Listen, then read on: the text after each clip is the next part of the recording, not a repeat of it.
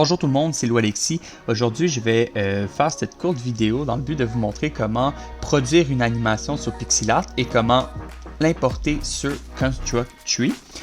Avant de commencer, dans le fond, il faut que je vous rappelle plutôt qu'une animation est composée de plusieurs frames. Une frame, dans le fond, c'est une image comme on a ici à l'écran qui, combinée avec d'autres images, vont former une animation.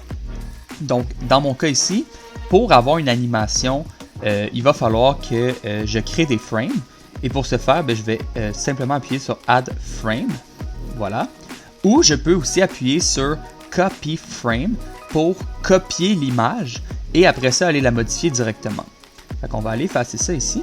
Moi, je vais produire une animation qui est relativement très simple, et qui me demande seulement 2 frames. Fait qu'à partir du moment où j'ai copié ma frame pour en avoir une deuxième, je vais simplement modifier ma deuxième frame. On se retrouve tout de suite. Voilà. Donc, je viens de produire ma deuxième frame. On a donc la première frame, la deuxième frame. Là, vous vous demandez probablement, mais qu'est-ce que c'est que cette animation? Il se passe presque rien. C'est ce que j'appelle dans le fond une animation idle. Idle, dans le fond, c'est une animation qui est utilisée lorsque le personnage ne bouge pas, simplement pour lui donner un peu de mouvement malgré tout. Donc, en fait, c'est une animation qui se déclenche quand on n'est pas en contrôle de notre personnage, quand on le laisse immobile dans le niveau. Fait qu'il faut imaginer, dans le fond, que lorsqu'on ne touche pas au contrôle, le personnage va simplement plier un peu les genoux, déplier les genoux, plier les genoux, etc. Si j'appuie sur le bouton Preview, juste ici, on va avoir un aperçu de notre animation et vous allez voir que 2 frames, ça passe vite. Ce n'est pas une animation qui est très agréable à regarder. Ce qu'on peut faire dans ce cas-là, c'est simplement ajouter des frames en faisant le Copy Frame. Mais dans le fond, ces frames-là vont se répéter. Donc là, par exemple, ici, j'ai ma frame 1, je vais la répéter 5 fois. 1, 2, 3, 4, 5. Et j'ai ma frame 2 qu'on va aussi répéter 5 fois. 1, 2, 3, 4, 5. Et grâce à ça, mon animation va durer 2 fois plus longtemps. On regarde ça tout de suite.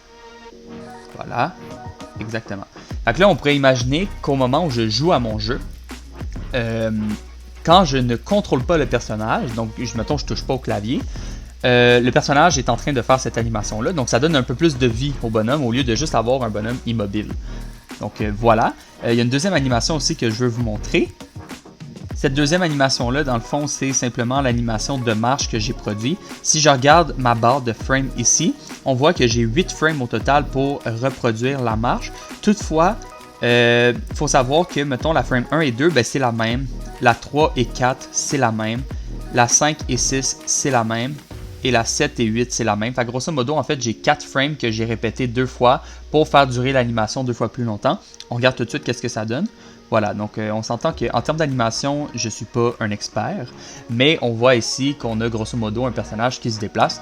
Fait que quand on va se déplacer dans notre jeu, au lieu d'avoir simplement une image immobile qui bouge, on va avoir cette animation-là qui va se déclencher. Donc on va avoir l'illusion que le personnage est en train de marcher dans le jeu. Donc voilà, maintenant que je vous ai montré comment faire des animations, je vous répète que pour faire des animations, c'est de simplement ouvrir la barre ici puis d'ajouter des frames ou de copier des frames. Je vais vous montrer comment les importer sur Construct 3 et je vais vous montrer aussi quelques lignes de code qui vont vous permettre d'exécuter des choses quand même fabuleuses avec l'animation. On se retrouve tout de suite. Parfait.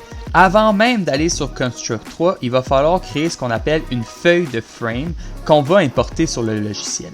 Alors pour ce faire, il va falloir appuyer sur File, Export Download. Et en fait, il faut s'assurer qu'on est qu'on est bien sur download.png.gif. Et ici, il va falloir s'assurer qu'on ne soit pas sur download GIF, mais bel et bien sur sprite sheet, qui veut dire en français feuille de sprite. Donc on appuie là-dessus. La feuille se télécharge sur votre ordinateur.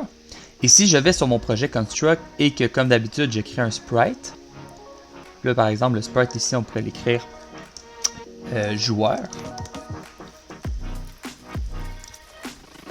Vous allez pouvoir simplement prendre votre sprite sheet et la glisser ici.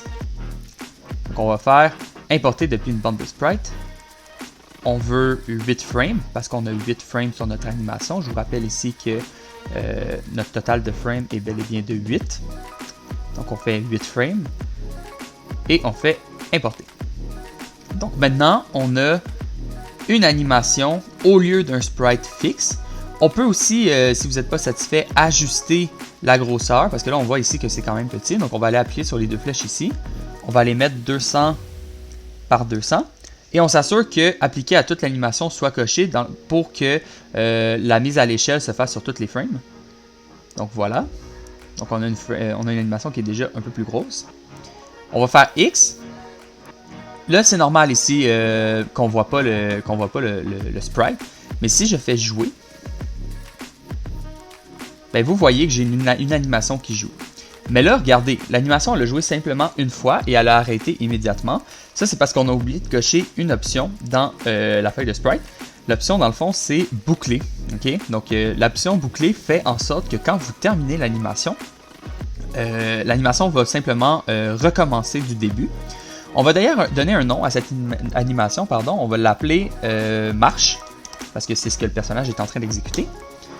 Et on peut même y donner une vitesse. Là. Par exemple, ici, la vitesse est de 5, mais si je décide de mettre une vitesse de 10, ben, l'animation va se faire 2 fois plus vite. Okay?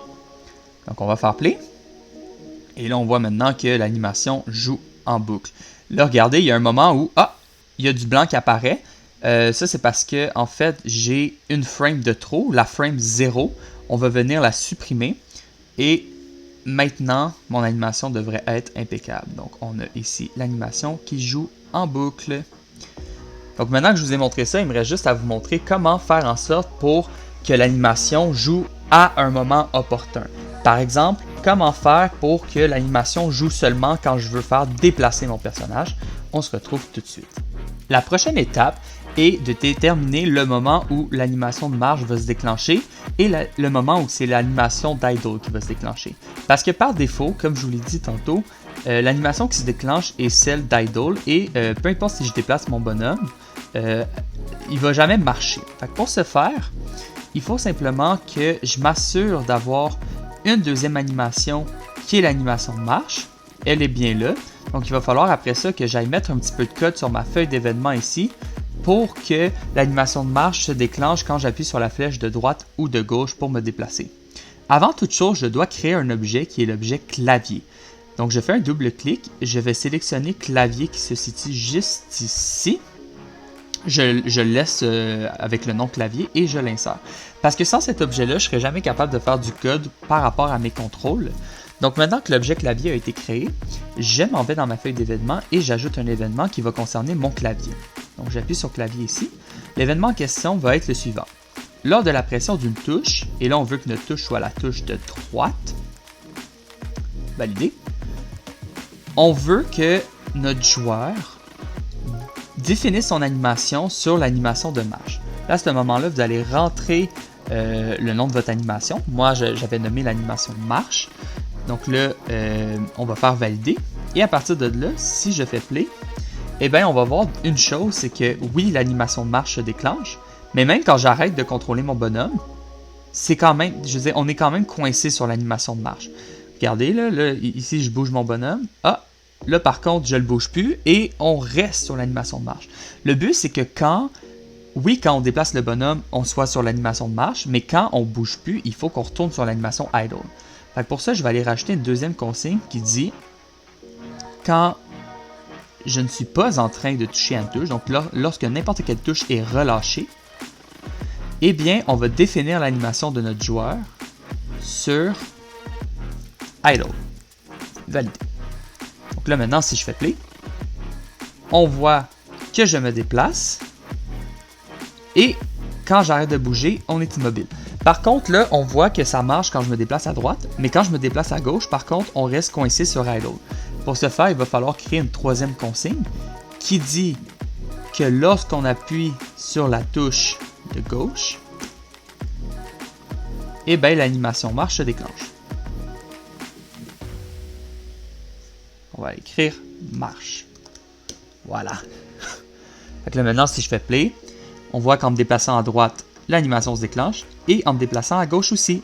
Sauf que regardez le problème quand je me déplace à gauche, l'animation reste quand même dans le sens de droite. Dans le fond, il recule, mais on dirait que l'animation marche comme s'il se dirigeait vers la droite. Fait qu'il va falloir corriger la situation pour régler le problème où que le personnage se déplace vers la gauche tout en faisant face à la droite. On va aller ajouter une action à la condition lors de la pression de la touche de gauche. Donc on va ajouter l'action, on va appuyer sur joueur, on va faire définir la symétrie horizontale. On va appuyer sur suivant et on va s'assurer qu'il est bel et bien à symétrie horizontalement et non à pas symétrie horizontalement. Fait qu'on fait ça comme ça, on fait valider. Là, on voit qu'il y a 2 actions maintenant à ma condition. Je fais play. Et là, si je me déplace à gauche, et on voit que le personnage fait face à la gauche. Par contre, si j'appuie sur droite, on a un problème. Il ne retourne pas à droite. Fait que ce qu'il va falloir faire, c'est retourner sur notre feuille, aller à la condition lors de la pression de la touche droite et ajouter l'action joueur, définir la symétrie horizontale, mais cette fois-ci, on va sélectionner pas symétrie horizontale. Ce qui va se passer à ce moment-là, c'est que quand on appuie sur la touche de gauche, il va y avoir une symétrie horizontale qui va se faire, ce qui fait en sorte que le bonhomme va regarder à gauche. Et quand on va appuyer sur la touche de droite, il n'y aura pas de symétrie horizontale qui va se faire, ce qui va faire que le bonhomme va regarder à droite. Fait que maintenant, si je fais play, en me déplaçant à gauche, le bonhomme fait face à la gauche. Et en me déplaçant à droite, le bonhomme fait face à la droite. Donc voilà, c'est comme ça que vous allez réussir à faire vos animations. Je vais afficher à l'écran la liste de code qui vous permet de faire en sorte que votre bonhomme se déplace à droite ou à gauche et quand il n'est pas en train de se déplacer, qu'il fasse jouer l'animation idle. Voilà donc comment on fait pour importer une animation sur Construct 3 ainsi que programmer le déclenchement des animations voulues. Je sais que la notion présentée dans cette vidéo est relativement complexe. Il se peut que vous vous perdiez dans les explications que je vous ai données. Je vous encourage fortement à venir me poser des questions par rapport au système d'animation. Ce qui est important de vous rappeler dans le fond, c'est la série de codes si présent à l'écran. À partir du moment où que vous fiez à ça pour déclencher vos animations, vous ne devriez pas avoir de problème. Sur ce, je vous souhaite une excellente semaine et à tout de suite.